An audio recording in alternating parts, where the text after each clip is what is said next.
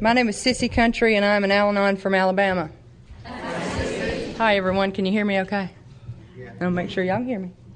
I just a couple of things. Valerie, where'd you go? Where'd she run off to? In the back. Okay. Chicken. Oh, and y'all abandon. Y'all just go, don't you? A couple of things I just got to say, Valerie, about what you just said. First of all, it was told to me a long time ago when I came into this program and started doing this. I would get up here and I would start to share, and I would immediately burst into tears because part of it, 99% of it was nerves, and then 1% of it, it's just I would get up here, say my name, burst into tears.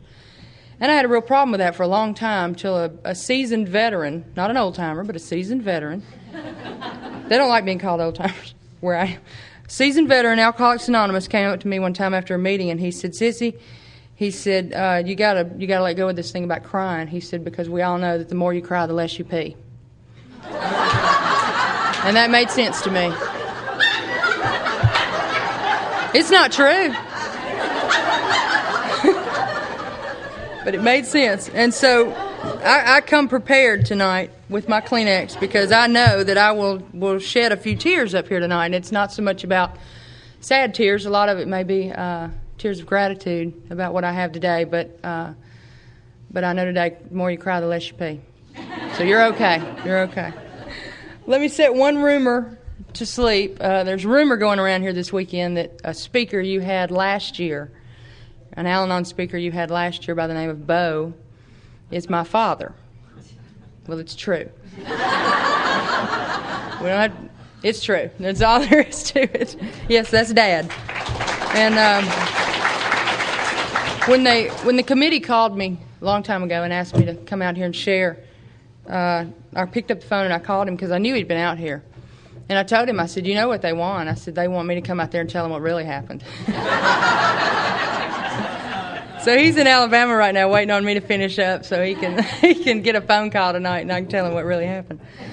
But that's the joke in our family today is that when one of us goes and shares our story and then another one is invited back to speak another time, the big joke is, we're going to go and tell them what really happened because apparently you couldn't handle that. So that's what I'm here to do tonight.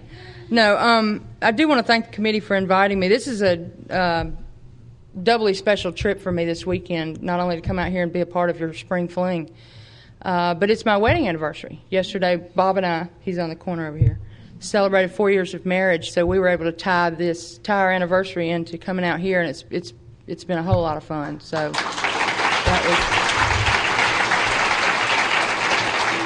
it was neat to plan to get to do this.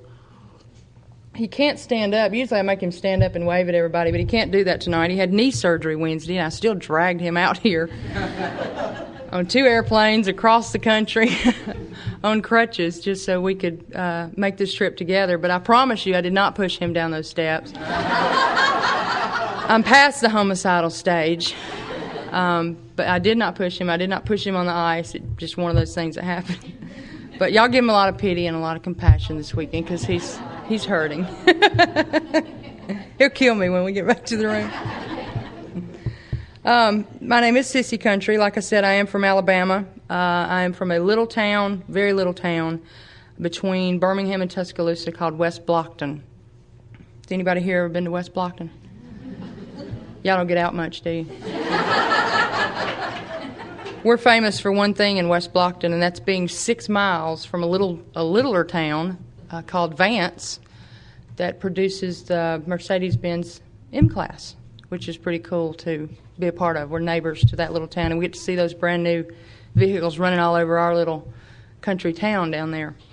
My home group is the Bessemer Al-Anon family group. At Bessemer, we have 3 meetings a week. We have a Wednesday morning meeting, a Wednesday night meeting, and a Thursday night meeting.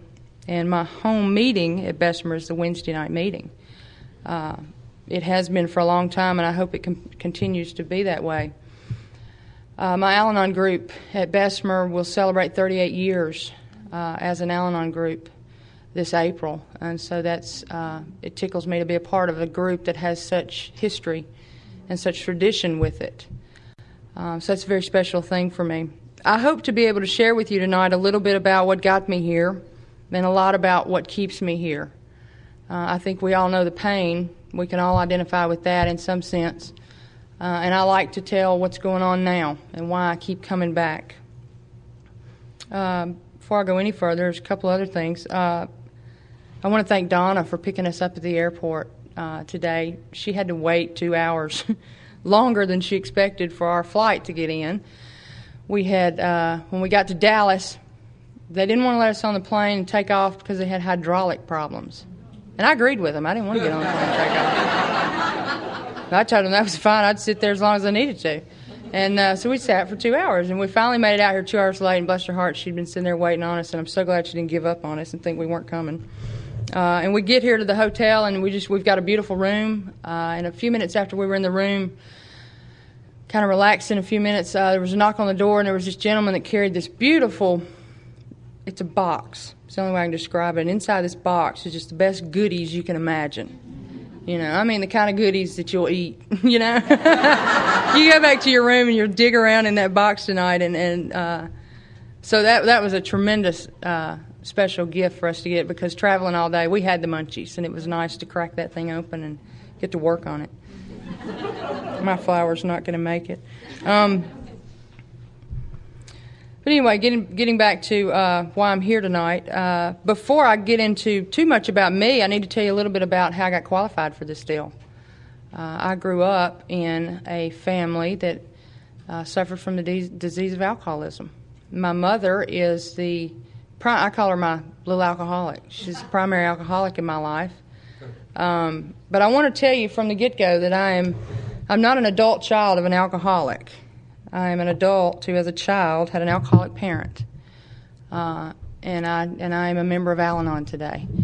My mother, being an alcoholic, did not make me an Al-Anon. She simply qualified me for this program, and that's all the credit I give her. You know, thanks, Mom, for qualifying me for this. But in no way did that just make me what I am today. There's a lot of work that goes into having the kind of life I have today. I had to do a lot of work in Al-Anon to get here. And I say that because I want people to know that I'm not a cheerleader. Yeah, I'll stand on the sidelines and cheer in the game, but I want to be in it. I'm going to be in there working the steps. I'm going to be in there sponsoring people. I'm going to be active in this program. I'm going to hold positions. I'm going to be in service work. I'm going to do this regardless of how sick it makes me sometimes, nervous-wise, to get up here and do it. This is what Al-Anon is about. So I give a lot of credit to my mother for getting me here. I came into this program when I was 13 years old.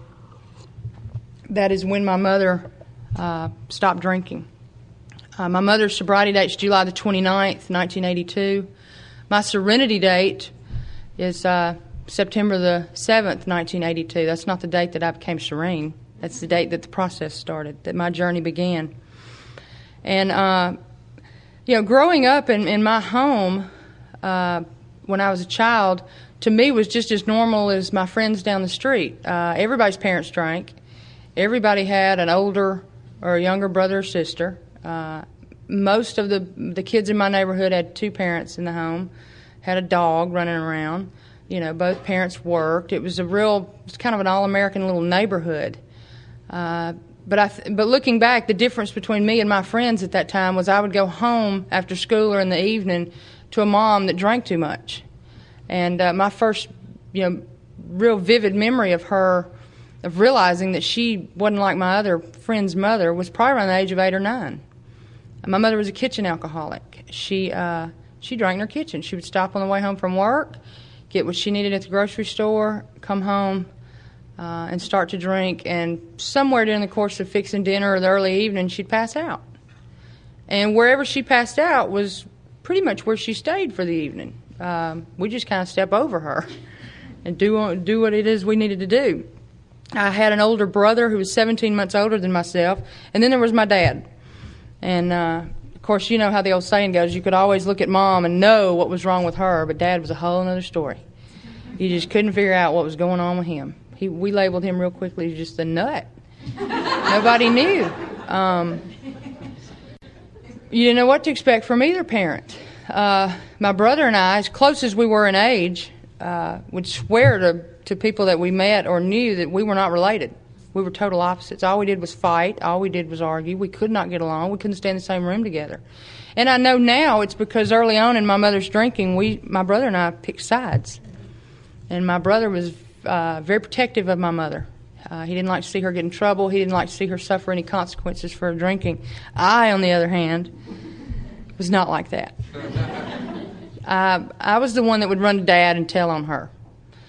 And this thing about alcoholism teaches you very early what your role is. It taught me very quickly where my place in this was. And it was from the beginning. It was very sick. I wouldn't leave my mother alone because I wasn't sure I didn't want her to get hurt. I didn't want anything bad to happen to my mother. But at the same time, I wanted to be there so that when I needed that extra money or when I needed to get out of that jam I was in, I could play that game really well. If she needed me to clean my room or do whatever household chores I needed to do, then I didn't want to. I simply used her drinking to get out of that. I would threaten to tell Dad, and that would win me whatever I needed for that night. And I learned very quickly how to manipulate people and how to lie and how to get out of what I had to do. I learned very quickly by the age I was 11 or 12 how to make deals to get what I needed. And if you couldn't give me anything, then I really didn't have anything to do with you. And that's why my brother and I were such opposites. My mother and I switched roles very early on. She became the daughter and I became the mother. And it was mainly because I was there with her a lot. Like I said, I could threaten her with her drinking, and that would pretty much win me whatever I wanted. One of the clearest memories I have growing up with an alcoholic parent was that once she was passed out for the night, it was usually around 7:30, 8 o'clock, pretty early, the show was over, And that's when me and Mike and Dad would go in the kitchen and we'd have these witch hunts. That's what I called them. And that's where we'd go through the entire kitchen and find every bottle that she had hidden in the kitchen. And very proudly we would holler that we had these bottles. Here's another one, and we'd slam them up on the counter, and then after we found them all and raided the house, we would just kind of stand back and just be very proud of ourselves for finding all of her alcohol. And we'd stand there and grin and high-five each other, and boy, she's going to get it. I'm thinking to myself, she's going to get up in the morning and she's going to see we found it, and she's going to be busted, And we would, very ceremoniously, we'd hand them to my dad, and he'd pour them down the drain, and then he'd slam these empty bottles up there on the kitchen counter, and we'd all go to bed pretty happy that we had busted her. And it was years in sobriety when we learned that we thought she was getting up every morning, coming in the kitchen, seeing these empty bottles, and thinking, oh my God, I'm busted. They found it. And we were very confident of that. It was years into sobriety when she told us. She said, guys, I would come into that kitchen every morning and see those empty bottles. And I would think to myself, oh, my God, I got up in the middle of the night and drank it all. That's where we were. We were to the point where we were sending messages and we were screwing that up, We didn't know who was coming or going. And but at the time, if you'd asked me, Cissy, how are you? I would have said, fine. We're just fine. Nothing's wrong. Everything's great. But we were the ones that would go in the house every night and close that big front door and pull those drapes shut and keep you out. Because we didn't want you to know what was going on in our house. It got to the point in our family where Mother didn't want us around her and we really didn't want to be around her. She didn't want us and we didn't want her. We just all kind of went our separate ways. There were hundreds of times that she would come to us and say that she had decided to stop drinking and only to not follow through with that. The low point for me, I do remember very clearly, was when I was going from the 6th to the 7th grade, and we were changing schools. And in this new school, we were going to have lockers, and I was going from elementary to junior high. But anyway, I can remember all my friends sitting around that summer talking about how excited they were about going to this new school and being a part of all this new stuff, and I kept thinking to myself, y'all have a good time, but I'm not going to be around for that. because I knew that something was going on so bad in my life that I just wasn't going to be around to see any of this stuff they were talking about. I know today that I was actually thinking of suicide. I know today that I had gotten so sick in this disease that I didn't know what else to do. I completely blamed myself. I thought if I was a better daughter, if I wasn't this, but if I was this, she wouldn't drink as much. If I could keep my mouth shut, if I could not say the things that came out, she wouldn't do these things. And so I completely took the burden on of blaming myself that she was the way she was. Very shortly before my mother decided to do something about her drinking permanently, she came to me one night in the house. My dad and my brother had gone to a ball game, and I was there with my mother, kind of keeping an eye on her.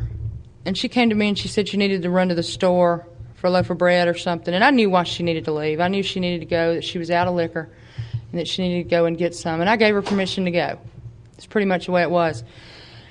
And the store wasn't but a couple of blocks from our home, but time passed. A lot of time passed, and she wasn't back. And I thought to myself, well, she's finally done it. She probably had that suitcase in the car. She's probably just decided to keep right on going. She's not coming back. Then I started thinking she's probably in a ditch somewhere. Then I started panicking because of all those times that I would lay in the bed and wish that something would happen, or wish that they would divorce and I could pick. All these things came flooding down on me that evening. And I remember very clearly pacing the floor in the living room thinking, God, if you'll just bring her home safe, I promise I'll never say those things to my mother again. I'll never talk to her like that again. I'll never call her those names. If you'll just bring her home safe, God, I promise I'll change. And I remember saying that out loud. And a few minutes later, the headlights turned into the driveway. And she was pulling up into the driveway, and I ran outside to greet her. And the next thing I knew, I was over at the car door, and I was literally trying to pull my mother through the open window, telling her at the same time, if you ever do this to me again, I'll kill you. And I was 13 years old. And very clearly I remember thinking to myself, Cissy, this is nuts. You're insane. This is way out of line.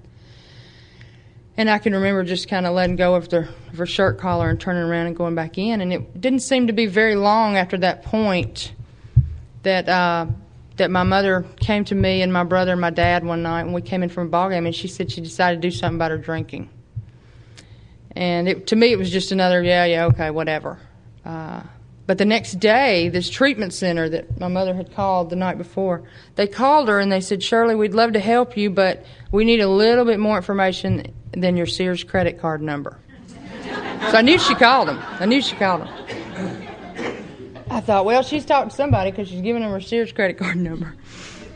And from that, she talked to these people and came to my brother and my dad and I, and she said, I've decided to go to treatment. Well, that totally confused me because I thought, what is treatment? What are they going to do to her? And the only person I knew that I could ask that would tell me honestly was my brother Mike. And I went to him and I said, what is this treatment thing and what are they going to do to her? He said, well, Mike was 15 at the time. I was 13. And Mike said, well, it's kind of like taking your car in for an oil change. He said, a tune-up. He said, she's going to go in. They're going to tune her up. Maybe give her a shot, a pill, something. She'll never drink again, and we'll live happily ever after. And I loved that. I thought, why didn't she go 2 years ago? And that made sense to me. And so I'm looking forward to Mom going to get her oil changed. And the day that we're taking her is in the summer of '82, and we had a pickup truck. And in this pickup truck, my dad gets in the driver's side, my mom gets in the passenger side, and in the back of the pickup truck sat me and Mike in 2 Chase lounge chairs and a cooler of Pepsi and a big, big radio right between us, taking Mom to treatment. And Redneck just doesn't fit that scene, I'm telling you. Doesn't fit it. And we are headed to treatment, and my mother's hand, she's holding her curling iron in her hand for some reason. I remember that. And it takes forever to get to this treatment center. And as we're getting off the interstate, I notice this billboard. And this billboard said, last chance. We're going from a wet county into a dry county. His billboard said, "Last chance. Pull off the interstate now. Get what you need," or whatever. And I poked my head through the cab of the truck and offered her a last chance beverage. Now I know why she was carrying that curling iron in her hand. Because she came at me with it. She didn't want a last chance beverage. We get her up to this treatment center and literally drop her off. It's like a drive-through. We dropped her off and took her suitcase out, and we're leaving in this pickup truck. She's standing at this big plate glass window waving. And we're driving off, Mike and I are in the back of the truck drinking Pepsi and waving. And it was twisted. It was really a twisted scene. And it was like a sad movie, because we're getting further and further away, and she's getting littler and littler, and we're waving. And I thought, problem's gone. She'll come back completely new and different, and we'll live happily ever after. And that got me through about 2 weeks, that thought. I still couldn't tell you where she was. I told a lot of you that she died. I'd go to the ballpark, and people would say, "Cissy, how's your mother? We haven't seen your mother in a while." Who? No, she died. And then I would tell somebody else that she was at a Tupperware convention or something, and then I couldn't keep straight who I told what, so I had to quit going to the ballpark because you embarrassed me by asking these questions. I would go home only to find that it was in the summertime, and despite my mother's best efforts at trying to teach me some things growing up, I was a little resistant. I didn't want to learn these things, not that she didn't try. But here I am in charge, so to speak, of this house. And with a dad that's working full-time and a brother that gets on his motorcycle and leaves. And all of a sudden there's dinner to cook and there's dishes to wash and there's things like clothes to clean. And I didn't know how to do any of this. And so that was a nightmare for me. And I got real angry at my mom for being away because I had to do these things now. And the very first day we came home after taking her to treatment, my dad looks at me and he says, "What's for dinner?" And I just kind of looked at him and said, "I don't know, I don't cook." And he kind of looked down at me and said, "Get in there and learn." And so, she stayed in treatment 38 days. Mike said she eventually needed a transmission overhauled, but that's why she stayed so long. But, in that 38 days, I'm here to tell you that we didn't die eating frozen pizza and hamburger helper and instant whatever, because that's about the best Mike and I could handle during that time. And, Dad didn't mind wearing pink socks and colors that went with other colors. He didn't seem to mind that too much.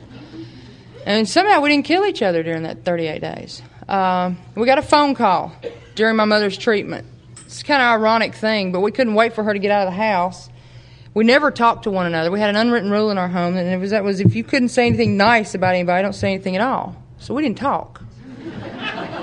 And we would have silent every day of the week for weeks because we couldn't find anything nice to say about each other. And all of a sudden, she's gone to treatment, and we can't wait to talk to her because we want to know what they're doing to her in treatment.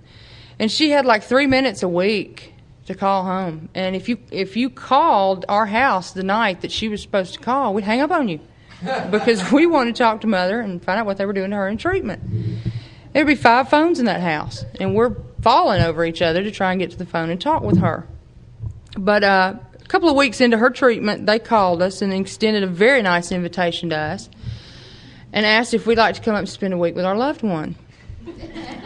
And my first thought, I wasn't selfish a bit, my first thought was I needed a break from all this housework. This is killing me. It's in the middle of summer. This is killing me. I thought, sure, I'd love to go spend a week with my loved one, get out of this house. So I packed my bag quick, and I packed my swimsuit and my little video games and my quarters for the pinball machines, and head up to treatment for this thing called Family Week. And we get up there, and they put me in this room with this lady I'd never in my life met, total stranger. No TVs, no phones, no Coke machines, no pinball machines, no gum, no nothing. And they said, "Welcome to Family Week." And I named it Hell Week from the start because I didn't like it from the beginning. And they put us in things like group therapy for 7 or 8 hours a day, and had a rule about no fraternizing with your loved ones. They didn't call them patients; they called them loved ones.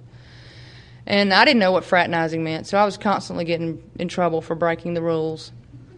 And they started talking to us about this disease of alcoholism.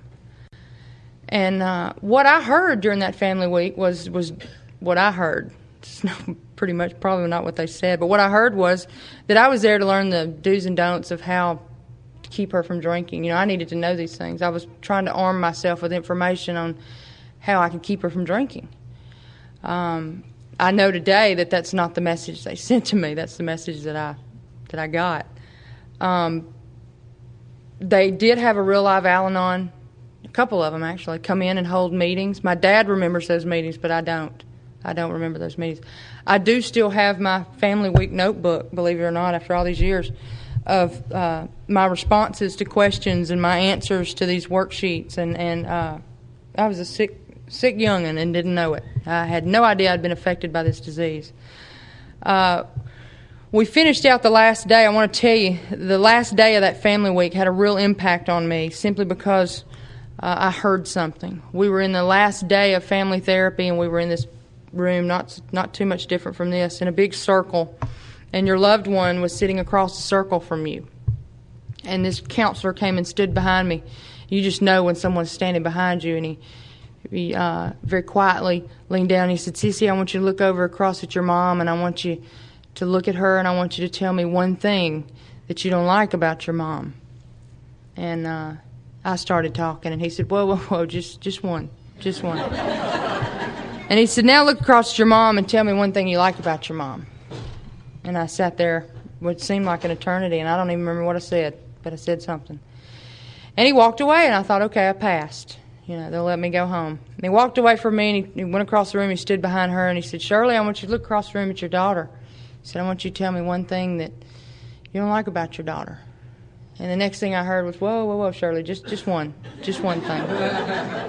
And then he said, "I want you to tell me something you like about Cissy."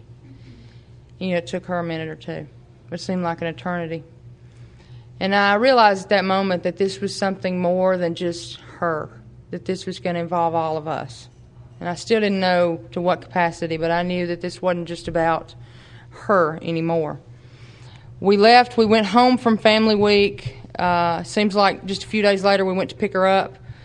And they called us in the office one last time, and they said something that I hope I never forget.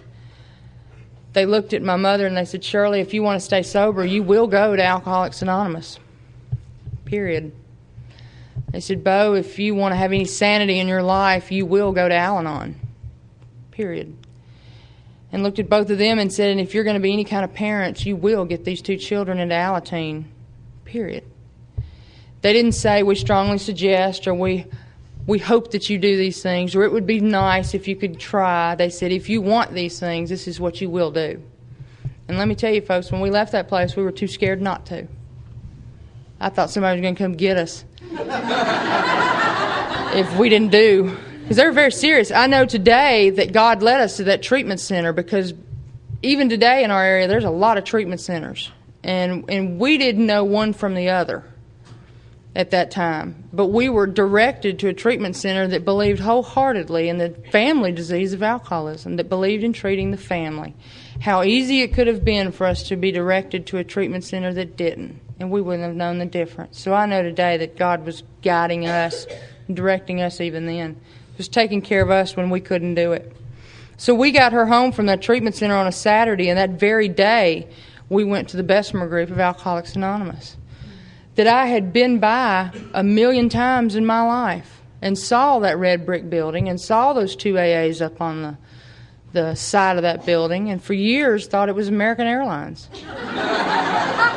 And I couldn't figure out why they always were open at night. There's always cars there at night, but they said, "No, this is not American Airlines." I had a lot to learn. But we pulled up in this parking lot, and before we could get out of our car, people were saying, "Get over here in this car." And so we literally got out of one car and got in another, and off we went to the University of Alabama for what they called an anniversary. And that was my very first meeting, was the Tuscaloosa group anniversary, their AA and Al-Anon anniversary. And a couple of things I remember about that day: there were thousands of you there. And you all looked like you wanted to be there, and I couldn't figure out what you had going. But it immediately got my attention. Across the room was probably 4 or 5 times the size of this room, and in one section of it was these long tables just like this, or probably 12 or 15 of them, and there was all these teenagers hanging around them. And I asked, what were they? And someone said, those are Alateens.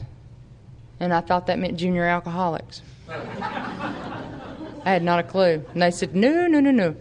You'll be going to Alateen Tuesday night. And I thought, okay, I wasn't about to debate you. And I didn't even know who you were, but you said that's what I do, and that's what I thought that's what I was going to do.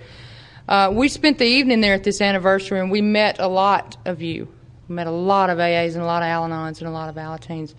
And everybody we met seemed genuinely interested in us being there. It was unbelievable. Like they were waiting on us to get there.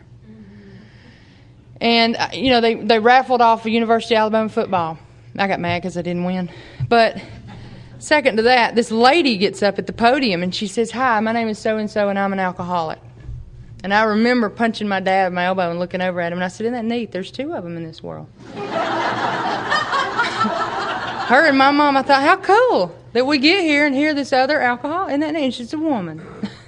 Not a clue. Not a clue. We get home that night. We get back to the Bessemer group that night, and they tell us to get out of that car and get back in our car. And we did. And we went home. And for the first time in years, we left the front door open. And we didn't close the drapes. And it was as if we wanted you to look in and see we were different, And we went in that night, and we didn't turn the TV on. I remember it very clearly, very clearly. We didn't turn the TV on. We didn't scatter and go our own separate ways into the house. We all sat in the living room, and we talked about what we'd just been to. And we talked about how it was pretty neat. And how this wasn't going to be bad at all. This looked like it was going to be a lot of fun. And as a family, the 4 of us, for the first time in years, sat down and had a conversation. And Mother went in the kitchen, and this was her first night home from treatment, and she gets a half a gallon of milk and some chocolate chip cookies, and she comes in there, and we literally sit around the floor, and as a family, we made a commitment that we didn't know what you guys were on, but we wanted it, We didn't know what y'all were selling, but we liked it. And we were going to do whatever we needed to do as a family to get there. And we made that commitment. And that's pretty much what we've been doing for 17 years. One of the main principles in our family goes back to what those people told us at that treatment center. Shirley, if you're going to stay sober, you will go to Alcoholics Anonymous. Bo, if you're going to have any sanity in your life, you will go to Al-Anon.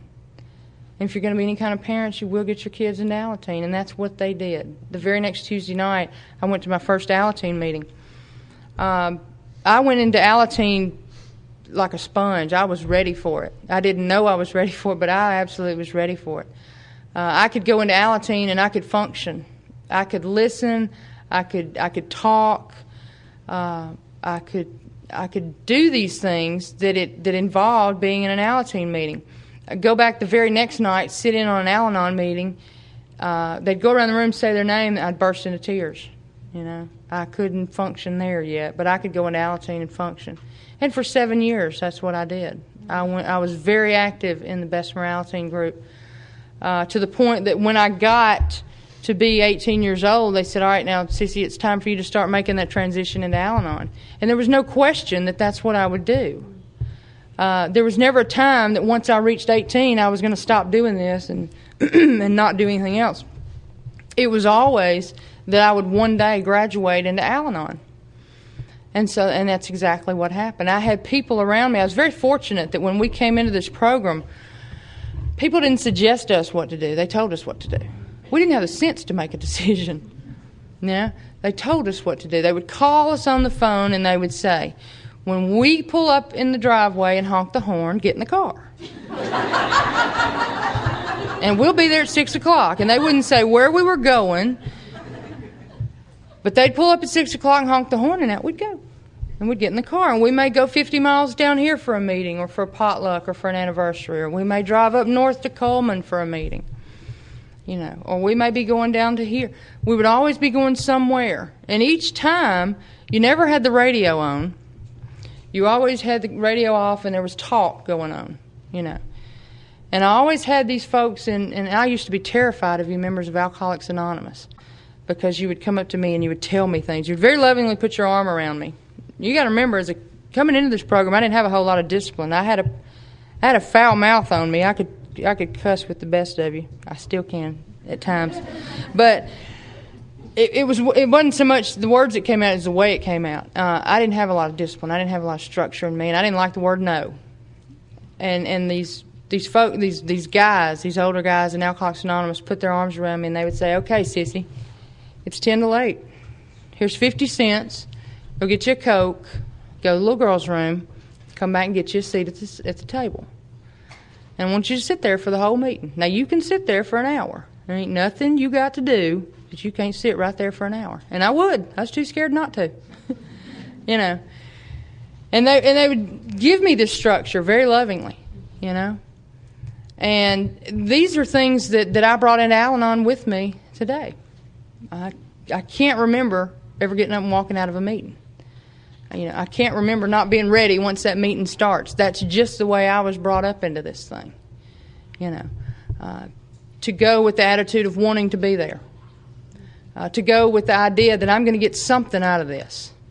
And that's the way I still address my meetings in my Al-Anon program today. For a long time, I thought the first step in this program was get in the car, because it's all I heard. Get in the car, get in the car. My first Alateen sponsor, she would call and she'd say, because I couldn't drive, she would say, "I'll be by at such and such time to get you." And I'd say, "I don't want to go tonight. I just want a night off. Can I not just lay here and watch TV?" And didn't know. And she'd pull up and honk that horn to the point that the neighbors would look out the window, and here I'd go, And I would always benefit, from just following simple directions. And what was happening in our lives is very lovingly, AA and Al-Anon was surrounding us, and Alateen was surrounding us and guiding us through this thing, and making decisions for us and taking care of us when we couldn't do that. And then we started getting a little better. Then we could start doing some of these things. And we started growing, and we started getting better. We started getting better individually. We started getting better as a family. One of the things that I remember a lot about those early years is that Mike, my brother, came to my parents one night and he said, "Alateen's just not for me." He said, "I'm 15 years old, 16 years old. He said, I've got a motorcycle, I've got girls to chase." He said, "But I just can't be at those meetings every single time." He said, but Mom, I support you 100%. He said, "Anytime you get one of those chips, I'm going to be there. Anytime y'all go to Florida, I'm going to be there." And he said, "But, I'm just not one that's going to be at those meetings all the time." And I know today that was okay, because Mike had been affected by the disease of alcoholism, but now he was being affected by recovery. He now lived in a home where people were practicing this program in their lives, and he was being affected by that. So he definitely benefited from this and had a program. He knew everything about it. But he just wasn't one like me that was going to get active in there and go to those meetings and be a part of. This was our routine for several years. For the first 6 years in the program, this is what we did. Meetings surrounded our life. Fellowship. I grew up in big book studies. I didn't grow up my teenage years at football games. I grew up at big book studies. And I'm okay with that today. I had a great... looking back, I turned out healthier than a lot of the people that I grew up with, simply because of what I was doing. Peer pressure was never an issue to me in high school, all the things they have to deal with today.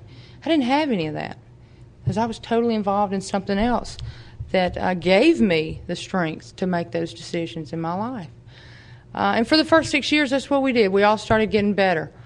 But I know today as well that bad things happen to good people, And a lot of y'all know, if y'all were here last year and heard my dad, that 6 years into this thing called recovery, we got that knock on the door where the 3 policemen came to the house and told us that Mike had been killed by a drunk driver. And I'm thinking, that's not supposed to happen. Here we are doing what we're supposed to do. That's not supposed to happen. And once again, Al-Anon and AA and Alateen stepped right in, took over, put their arms around us, and made decisions for us that we were unable to make. They didn't say, read this on page such and such. They didn't say, we'll see you at a meeting. They called on the phone, and when we answered, they said, when we pull up and honk the horn, get in the car. It's real simple, They stepped back in there and they made these decisions for us. During that time, of course, it was absolutely a nightmare as far as the first few hours when this happened. I do remember that the very first people at the house after the policeman left, before family could even get there, was my mom and dad's sponsor. That's powerful in the middle of the night. Before your immediate family could get there and be with you physically, here comes AA and Al-Anon walking through the door.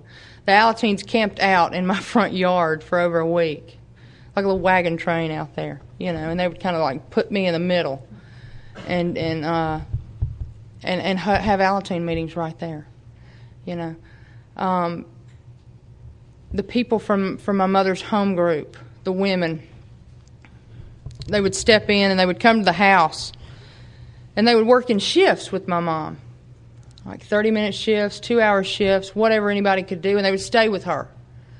And they would make sure that she ate, and they would make sure that she bathed, and they would make sure that she did the basic things that she needed to do to get through the day. And they would sit with her while she cried. And they would, my mother, I can remember this, my mother turned around and looked at them one day and she asked this one little girl, she says, why are you here? And that lady says, my sponsor told me to be here for 2 hours with you. And that's the way they did things. That's the way they do things back at Bessemer. They would put my mother in the car and take her to a meeting. 6 or 7 of them would come from the Bessemer group, from the Hueytown group, wherever, after the meeting and come by the house and take my mother into another room and have a meeting with her. Literally walked her through every step of this thing. The Al-Anons, tell you how powerful that was with my dad. Basically, the Al-Anons stepped in there and kept my dad from getting the shotgun and going and even in the score. Because it could have been done. It could have been done. It was thought about. We were insane during that time. And they kept him from doing that. And how, you don't find anywhere on the face of this earth that powerful than Al-Anon and Alcoholics Anonymous. The Alateens were the one that they rescued me. They got me out of some of that craziness going on in the house, and settled me down. Following that, very, very quickly, that happened in May of 1988, and very soon after that, I had to make the decision whether or not to go back to college. I didn't want to go. I thought my role was to stay at home and take care of Mom and Dad. And it was the AAs and the Al-Anons that came to me and said, no, Cissy, we'll do that. You going back to school where you need to be. And I did. I was able to make that decision and go back down to school, which was about 40, 50 miles from their house, and live on campus and finish my college education. I did that while very active in Al-Anon. I had to be active in Al-Anon. At times I was just going through the motion, but I didn't know what else to do. We had a trial coming up. We had all kind of crazy things going on in our life, and I had to stay focused somehow. In the middle of this, the Al-Anons at Bessemer came to me, and it was an anniversary one night, and said, Cissy, we want you to think about something. That's always scary when they come to me and say that. And I said, okay. And they said, Ruth, who had been the sponsor of Bessemer Alateen since dirt, that's all I'm just honest I'm based, since dirt. Since Alateen had been going on at Bessemer, Ruth was a sponsor. Said she was now wanting to move on and do other things in Al-Anon and in service work.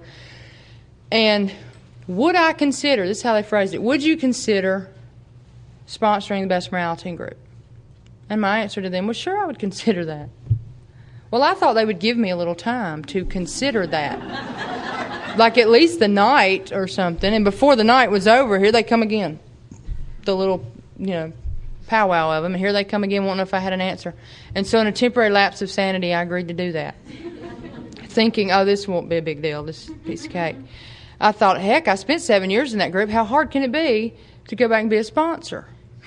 Well, I'm telling you, it was the hardest thing I've ever done in this program, was to go back and sponsor an Alateen group.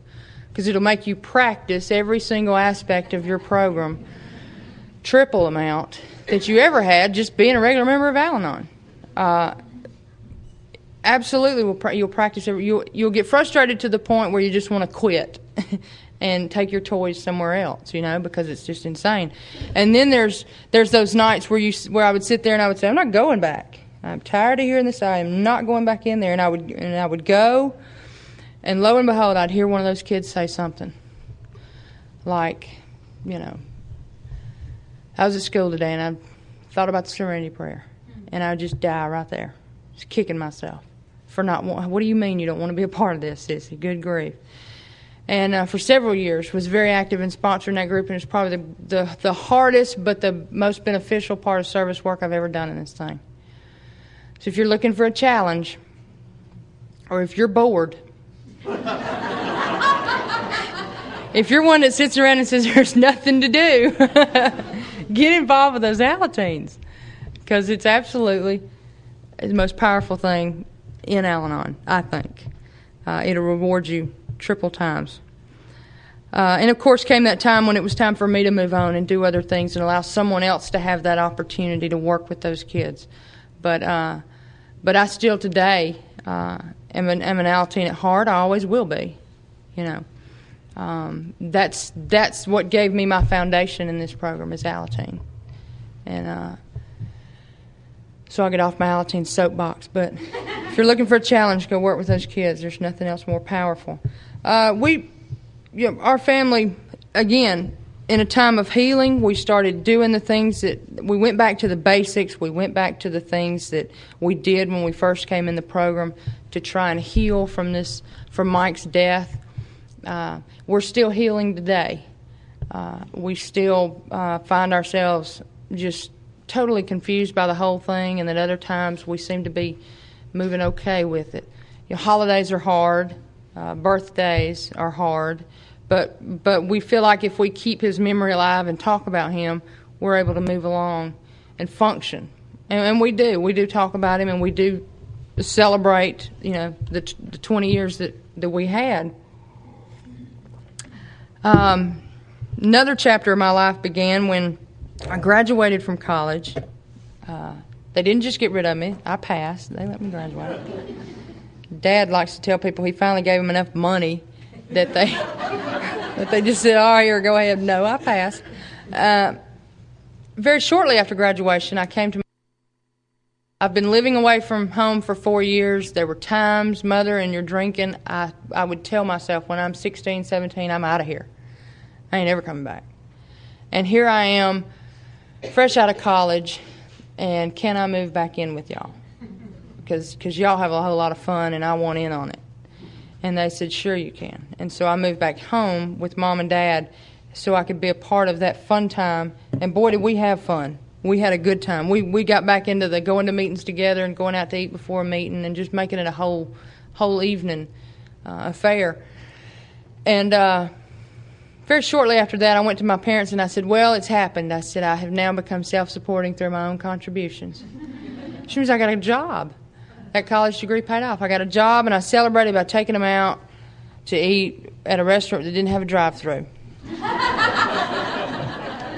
And I felt like that my life was complete. I thought this is what it's all about. You've hung in there, you've done all these things, and I was enjoying it. I was enjoying being a college graduate and having no ties and kind of footloose and fancy-free. And then I went to my mother one day and I said, Mother, do you think there's ever going to be anybody for me? And she looked at me without missing a beat and she said, Sissy, God ain't through with him yet. Well, a little while after that, God got through with him. And Bob and I had known each other for a long time. He was in the program several years. I always knew I'd marry an alcoholic. I always knew it. Now, he'd have to be sober and in Alcoholics Anonymous, but I always knew. There's one out there with my name on it somewhere. And I always had a huge crush on him, but he was unattainable. He was married. I mean, you couldn't go there, And he had some qualities about him that I just wasn't real sure about. he had 2 kids. And I thought, no, don't go there. Don't go there. But he got himself straightened up and got divorced, The kids were still with him, but I thought, I can work with this. And he's going to kill me. But anyway, we started dating, and one thing leads to another, and he asked me to marry him, and most fathers will, of course I accepted, but most fathers, when they find out their little girl's in love and that she's engaged to be married, will pull the young man aside and talk to him about, how are you going to take care of my daughter financially? Can you do this? And Dad didn't care about that. He knew how much money Bob made. He was more concerned with, let me see your 5-year chip. He said, let's get that 5-year chip, and then we'll talk about getting married. We have to be. We can't be normal in anything. But we started planning this wedding, and I got to tell you about this wedding because it was a sight.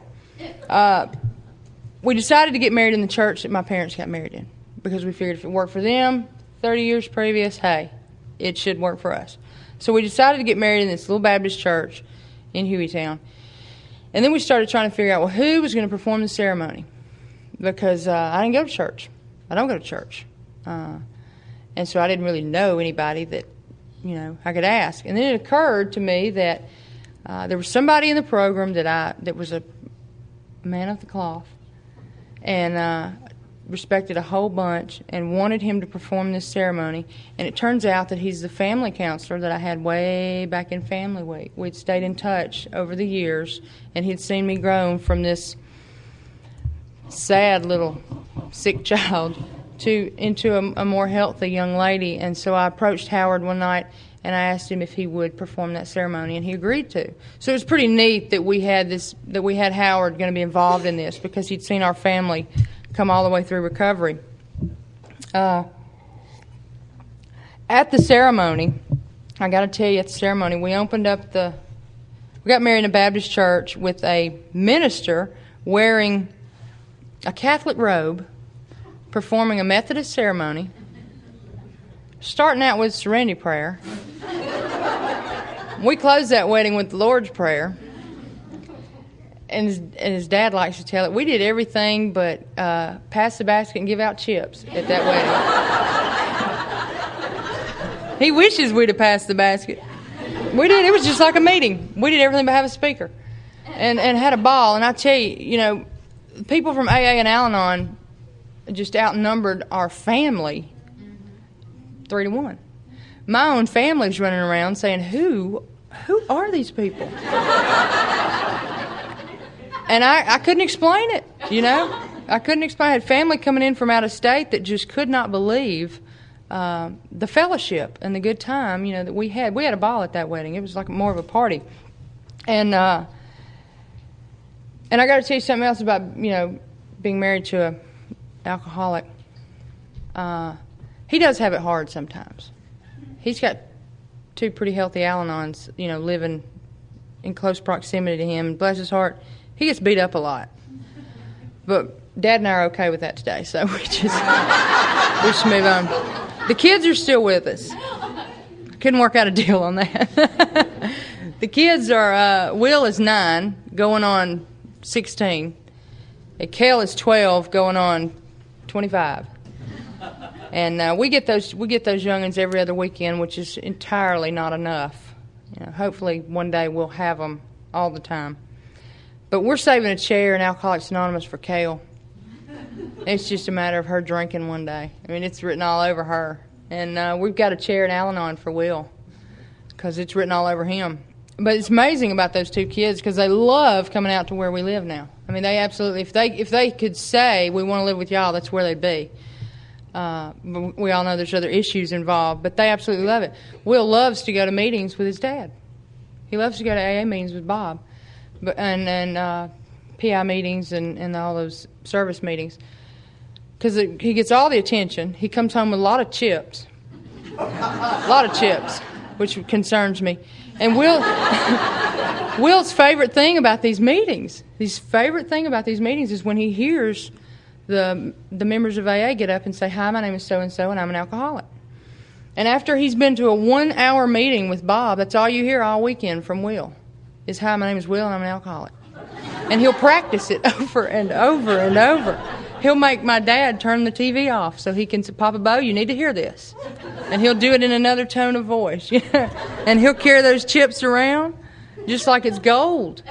And what that tells me, Bob, is that, the life we're living today is having an effect on them. Yeah, and how neat that is. They go to conferences with us. We took them to one this past October.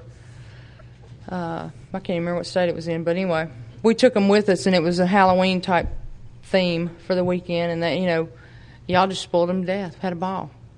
And so that's a blessing in our lives today. 3 years ago, we decided we were tired of living in the city. We wanted to get out in the country. The countries were going to move to the country. And we did. And what we found was everybody else was doing it, why can't we? Everybody else was living this little dream, why couldn't we do it? And we sat down one night. Bob and I sat down with Mom and Dad, and Mom and Dad were living in a house that was too big for them. They couldn't take care of it. It was too much going on. And we were living in a townhouse paying rent, and what we decided to do was pool everything and buy some property and build some houses. And we did. And we moved out to this little town of West Blocton. And we call it the Sober Farm. And everybody knows us, knows the Sober Farm. Our answer machine used to say that. You've reached the Sober Farm. Please leave your name and number. We get all kind of fun phone calls from that. But and what we have out there is a place that Mom and Dad live up on top of the property, and we kind of are down below within a stone's throw. And we all live there, and we have a blast. We'll get in one car and go to meetings. We're 34 miles from our home group one way, and it's worth it. It's a lot of fun. You hear nothing out there. We have no neighbors. We have deer, and we have wild animals, and 2 beagles that run the place. And the Allapups. And we and yes, they've been to meetings too. Yeah. But we truly enjoy living out there. You have to drive a little further. You're 6 miles from the nearest store. But it's worth it. And it's a place that we can grow old at, and that's neat. That's neat to know that Mom and Dad are settled, and they're in a one story, one level house now, and I can literally, be there to take care of them. And it's neat to get together a couple times a week and cook, and get in the vehicle and go to meetings together and all those things that we do. So we really enjoy living out there. I got to tell you about my summer before I wind this up, because it's probably the thing that's been on my mind for the last 7 months. And what I want to tell you about this summer, before I tell you about it, because in sharing this, I may forget to tell you the point, and I don't want you to miss the point. But the point of this story is it has absolutely nothing to do with my mom being an alcoholic. It has absolutely nothing to do with the fact that I'm married to an alcoholic. It has everything to do with my contact, my relationship with God today, and just how powerful my relationship with God today is. And it'll give you a little indication on that. Ever since Mike died back in '88, I started having, very shortly after he died, I started having real severe migraine headaches to the point that I almost just couldn't function. I was having them just weekly, all the time. And I started going to a doctor to be treated for these things, and over the next 7 to 8 years, treated them real successfully. Just almost got them down to nothing. And I was real happy with the progress that I'd made in that treatment. And this past Memorial Day of '99, I went to the doctor for my checkup, and I told him, I said, Doc, my headaches are changing. I said, I don't know what's going on up there. And for years, when I had a headache, I referred to it as my tumor. Just sick humor, but I always referred to it as my tumor was acting up. And I went in his office that day, and I said, I believe my tumor's acting up. I said, I'm having some sharp pain behind my eye. I said, my vision's coming and going. And I said, things just don't seem right. And he said, well, let's take a picture. So we went over and we had a CAT scan, and he didn't, his smile went off of his face, and his good-natured self kind of went away, and he got real serious. And he said, well, I can't really tell a lot from this CAT scan. He said, let's have an MRI done. And I thought, okay. I wasn't worried or anything. It didn't really concern me. It was just another test. I work in a hospital. I know about tests. I know about the tests that they run. So I thought an MRI is just a better way of seeing things that are going on. So I went and had the MRI, and I never heard anything back. I thought, well, if anything was wrong, he'd have called me. Turns out, 2 weeks later, I'm at work in this hospital, and I'm in the elevator. And in the elevator is a doctor friend of mine that's also a member of Alcoholics Anonymous. And he looked at me and he said, Cissy, what are you doing here? And I said, well, we've all got to work. We've all got to be here. He said, no. He said, you don't need to be walking around. And I said, Bill, what are you talking about? And he pulled me out of the elevator into the lobby of this hospital, which is where everybody's walking and coming and going. And he pulled me over to the side and he said, I got some reports across my desk the other day that had your name on them. And this guy's not my doctor, by the way. But he said, what I'm seeing on these reports aren't good. He said, I'm seeing an aneurysm on the base of your brain. And he said, you literally don't need to be on your feet right now. He said, it's big. And my knees buckled. My knees absolutely buckled. Somehow we got back up to my office, and I sat down and kind of let it sink in for just a few minutes, and my first thought was, I'm going to die. Anybody I had ever known or heard about that had an aneurysm died. And I immediately thought, here I am, 30 years old, with an aneurysm, I'm going to die. And I panicked. I went into an absolute panic mode. Mom and Dad were out of town. One of the nurses that works on our unit got in touch with them while I somehow put in a call to Bob to try and tell him that I was going to die. I was just absolutely convinced of it in that few minutes. Things started speeding up from that point, kind of snowballing. Come to find out, the X-ray department at the hospital sent the reports to the wrong doctor. And my doctor that ordered the test had yet to see him. So of course he didn't call me. He didn't know. He called, when I called him from the office and told him, he said, Sissy, I thought you chickened out and didn't want to have the test run. He said, I've been waiting. He said, I just figured you didn't have it run. He knew even then. It was very shortly after that that it was pointed out to me, and I believe it wholeheartedly. What better way would I want to hear about that medical condition but from someone in the program of Alcoholics Anonymous or Al-Anon? And God put that guy in that elevator with me that day to give me that news. 2 weeks later, what a 2 weeks. 2 weeks later, well, roughly a week later, we're sitting at the neurosurgeon's office, finding out, talking about brain surgery. Brain surgery is now part of our vocabulary because it's going to happen. And of course, Bob and I are nuts. We're just spent a lot of time, a lot of tears, a lot of uncertainty, a lot of fear. Started going to this neurosurgeon who was going to, my instructions were, go see this neurosurgeon. He's the one that needs to do the surgery. And what came to my mind was, Cissy, this isn't a broken arm. You need a second opinion. So I got on the phone and started finding me somebody else to listen to, because I thought, this is a little bit more serious than a broken arm. You better have a couple of people to talk to. So I lined up one. And on the same day, it was me and Bob, my mother, and my sponsor. We go off to the doctors. And the first one we go in and meet and talk to is real technical, real professional, real confident that he can do this thing, and that, like Humpty Dumpty, just kind of put me back together again. But something just didn't strike me as right. I just came away from there not feeling real connected with this guy. Felt real confident that he could do it.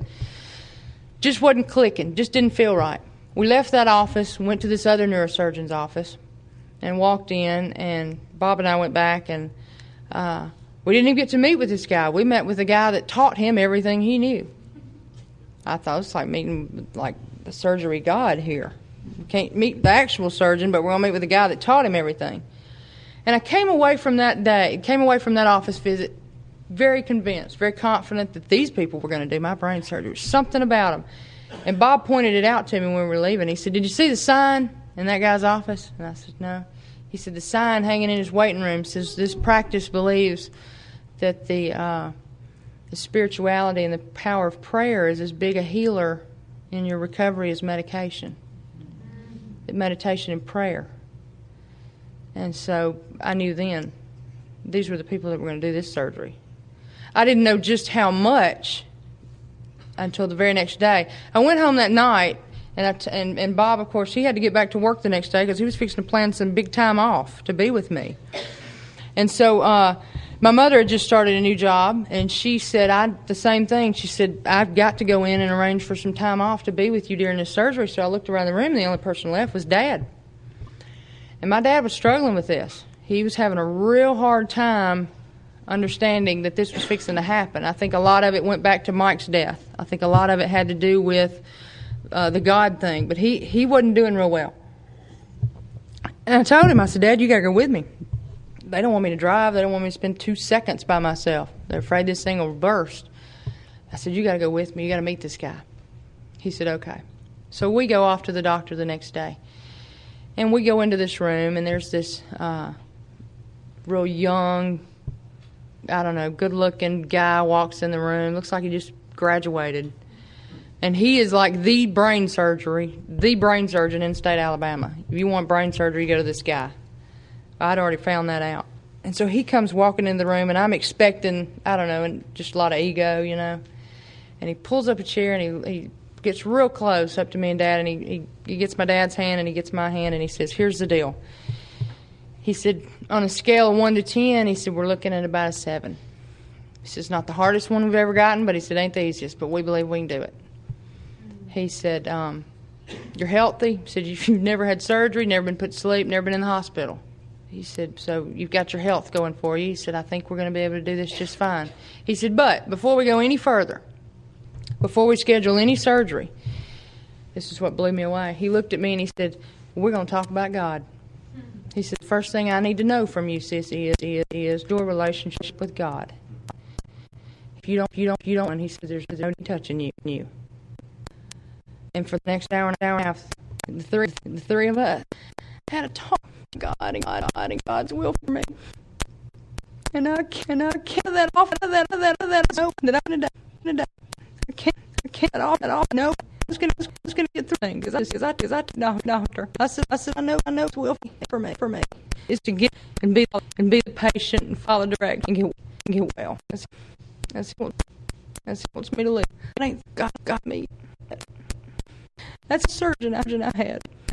I'm telling you, hey, absolute, God there. God was taking me again, even in the to a surgeon that viewed in the prayer mention. Believe that your attitude and your spirit is a healer. In the next week, I had brain surgery. We didn't check into the hospital. Used it on morning. They shaved every hair pretty good. and went to it and he from here. I was 50. Stay. And he walked in my room on Saturday morning and he said, "You've got to go home." He said, "You're not sick at the hospital." We're planning on a 10-day stay. And anybody come back from like that good surgery at it's your attitude. He said, but it's your spirituality. And he says, you got to go home. And so I did. So they checked me out, and I went home, and for the next 14 weeks, had to practice a lot of patience and a lot of tolerance and a lot of going back to the basics because I couldn't do anything. Couldn't drive. Had responsibilities in my home group and had to allow them to take over doing some of this stuff for me because I wasn't capable. And had to go back to that original promise of being the patient and following directions. And once again, AA and Al-Anon stepped right in there and carried us and did what they knew to do. And where I am today is I'm about 85% back to original health. I got a little bit more to go. After I got home and they started following up with my care, they found out that little booger did a little nerve damage. But they were able to treat that and completely fix it with medication and get rid of that problem. We're now going after the migraine disorder. So we're actually going after and going to just absolutely get rid of the migraine disorder that causes so much pain. As you can see, I don't have to worry about fixing my hair right now because they won't let me. You know, they still got me on Johnson's No More Tears shampoo and no hairspray and no nothing. So I just wash it and go. It was like Donna when we were leaving today from the airport. We had the windows down. I said, I don't mind that today. I like that, you know. But I'm an absolute miracle. I know it without a doubt. Had one heck of a summer, you know. But I'm living proof that God still has plans for me. You know. I am back to full force in doing what I want to do. I was telling Bob tonight, I said I have more energy than I have had probably in 8 or 9 years, just physical energy. I got more stamina. I'm able to do a lot more. I said, but going something like that teaches you a little bit. You learn a lot from something like that. And so I know without a doubt just how powerful my relationship is with God. And I know that wouldn't be possible without the program of Al-Anon. It just wouldn't.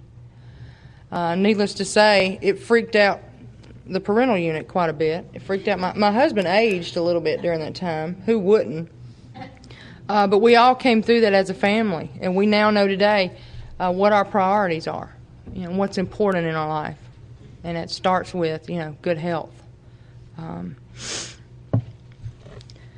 My sponsor at home always tells me, Cissy, when you get through talking, it's time. Shut up and sit down. And I feel like I have just about said everything I need to say tonight. I was telling one of the ladies before I got up here, I said, she was talking about what I was going to say. I said, I have no idea what I was going to say. I said, I do know that you give your best talk in the shower before you get down here. And I said, and I was telling Bob as we were leaving the room, I said, boy, I said, if God will let me, I said, give me that same talk that I gave in the shower tonight. I said, they're going to get a real good one. And I said, but you never know till you get up here. And I said, but that's because it comes from the heart and not from the head.